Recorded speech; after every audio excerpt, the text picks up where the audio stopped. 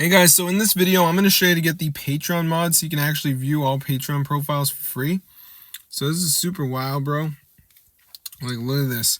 As you can see, I just turn on the mod and I can actually unlock all profiles. There's also anti-ban, so I'm going to show you guys how to download this. So let's get straight into the video. Alright, so how do I download it exactly? Well, let me show you the tutorial. Go over to zoomods.com. Type in Patreon, and there's the mod. Press on it, and then the mod starts downloading.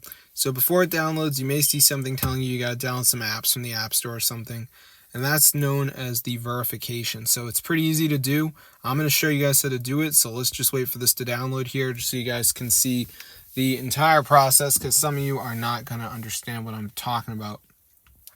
So here we go. You can see right here it says missing files or whatever, so we got to download these apps. So just do 2 of them.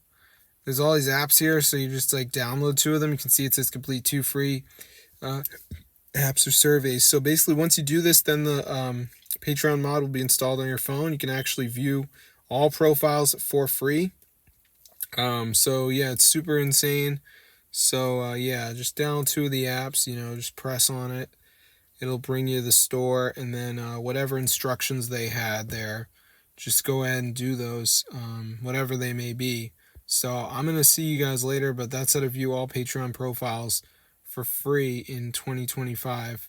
I don't really know how to stretch this anymore. It's very good, and I don't actually have to pay because Patreon kind of blows. They charge a lot of money for their platform, but they make you pay for it, which is very annoying, and I understand that's the whole point of it, but if it's possible to get free Patreon, I will do it, and this seems to be the way. So I'm going to see you guys later, and peace out, bro. This actually works.